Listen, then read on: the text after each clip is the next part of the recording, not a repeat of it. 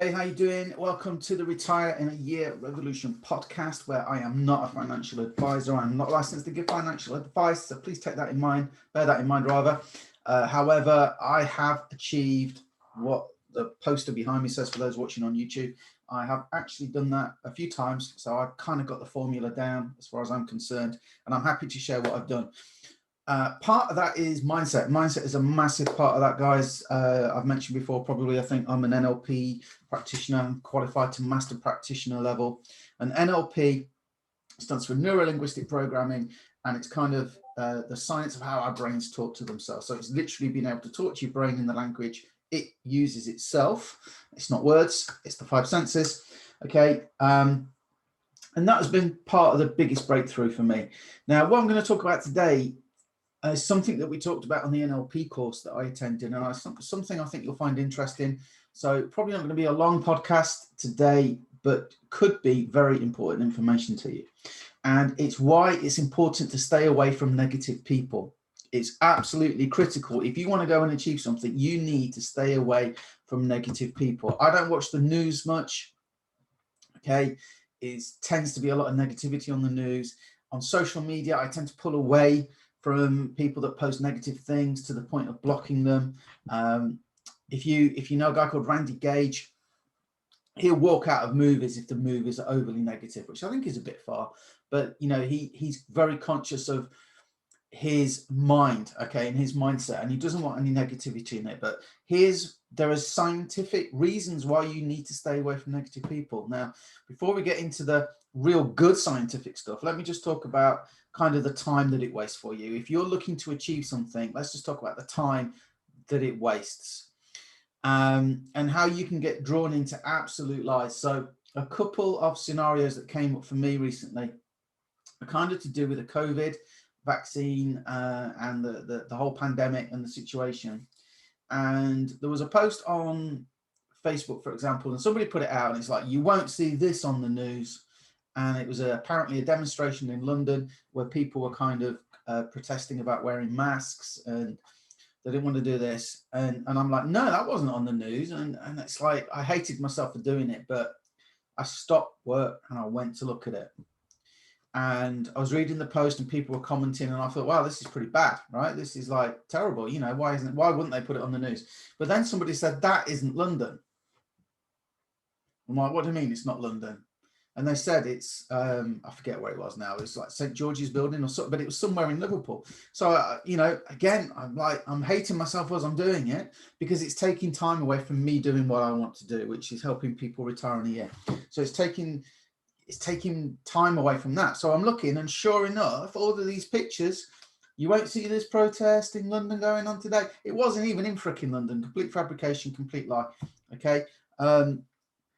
So the fact that they posted that, I allowed that to take time from me. It's not their fault. I allowed that to happen to me. I can't control other people. That's the NLP presupposition. I can't control other people, but I can control what I do. And I allowed myself to get suckered into that. All right. And then there was another one recently, and it was about, you know, there were meant to have been, you know, 17,000 deaths caused by COVID in Lisbon, but the government have forced the coroners or something to release the actual figures, and the actual figures were only something like 200 and something. In fact, it might have been even less. And again, it was one of those situations where it's like, oh, okay, I know people that have been affected by COVID, right? And I see the news, and I know somebody who is a nurse who's telling me it's all real and stuff like that. And yet there's these things, and I'm curious online. So I go and I look, and sure enough, the report that, you know, there was this big disparity in the amount of figures reported. It was a real report. It was absolutely a real report. But it took me literally, I think, about a minute, probably less, to find the right information. Yes, it was a report, and it did say that they only had 200 deaths or whatever it was. And only, I mean, don't get me wrong, guys, 200 is 200 more than it needed to be. In my, you know, yeah, 200 is too many, if you know what I mean.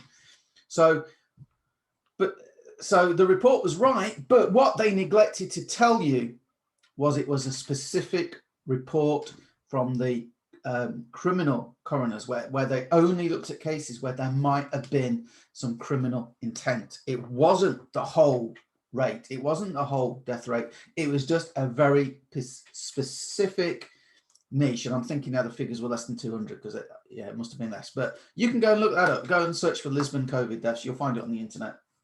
Okay. So again, my point is why if I had blocked these people and stay away from these negative people, I wouldn't have wasted my time doing that. I'm protective of my mindset, guys, to achieve what I want to achieve.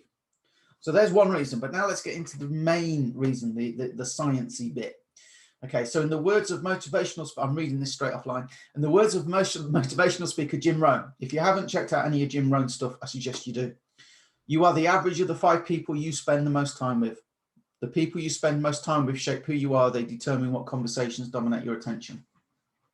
That may be true, like we just talked about. You know, I could be talking about all of this negative stuff out there. Or I could be talking about this, right? But there's a deeper reason. So over 20 years ago, researchers noticed something in monkeys called mirror neurons. And mirror neurons, what they do, they noticed that monkeys would be influenced by other monkeys. So the scientists did some research and they found that humans have these mirror neurons and they fire. So a neuron, okay, is part of your brain. And it's like your thought process. When a thought happens, okay, things trigger and you have neurons to make your brain do things. I'm not the most scientific on that. Okay, but here's the thing. When you observe somebody doing something, mirror neurons in your brain act out the same thing in your brain. So even though you are not actually doing the thing, even though you are not actually doing it, there's a part of your brain that is. So if you are hanging around negative people all the time, guess what's happening to your brain? It's firing off all of these neurons, copying what they are doing. And before you know it, you get sucked in to doing like they do. Remember Jim Rohn, you are the average of the 5 people you spend the most time with, right? There's also a saying that your income will be the average of the 5 people that you hang around with as well. These mirror neurons, just to show how powerful they can be. There's a guy I follow called David Hamilton. He's written some great books. If you follow David Hamilton, you might have heard this. I've been to see him speak. So if you can measure the strength in your fingers. There's some on basically wires with a loop and some weights, and somebody can put their hand into this contraption with a ring around each finger, and when you pull the weight, you can measure the strength in your fingers. And they did an experiment, he told us about, where they got people to go and play the piano basically, and they were just playing notes, literally one hand doing 1 2 3 4 5, 1 2 3 4 5, 1 2 3 4 5, 1 2 3. Quite boring, and I think it was 15 minutes a day for however many days. And don't quote me on this, guys. Just take away the point of what I'm telling you about here. Okay, you don't need to know everything to understand everything. You don't need to understand it to use it. Okay, just the point is this, right? So people would actually play the piano, and the idea would be that if you did that every day for at least 15 minutes a day, the strength in your fingers would increase. Sure enough, it did. Okay, sure enough, the end of the experiment, strength increased in the person's fingers, right? And they got so many people to do this. But what I haven't told you yet is they also got people to sit and watch. So every day, 2 people would turn up, one would sit and play, and one would watch. And guess what happened, guys, to the people that just watched, that didn't actually play the piano? Guess what happened to the strength in their fingers? Overall, they all increased the strength in their fingers, even though they weren't actually doing the exercise. Even though they weren't actually doing the exercise.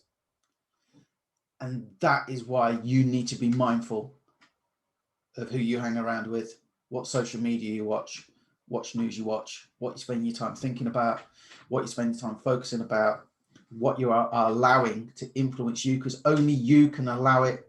Nobody can force it on you. Okay, so I hope to see you on the next podcast. Thanks for listening. Thanks for watching if you're watching on YouTube. And I'll see you on the next one. And I'd love your comments. I love your thoughts. If you're willing, give me a share. That'd be awesome if you found this information useful. If you know anything you can add to what I've just said today, like I say, this is top level stuff. I'm not diving deep into the science, but if you've got anything that you want to add, go ahead, put it in the comments. That'd be awesome. And I'll see you on the next podcast. Cheers, guys.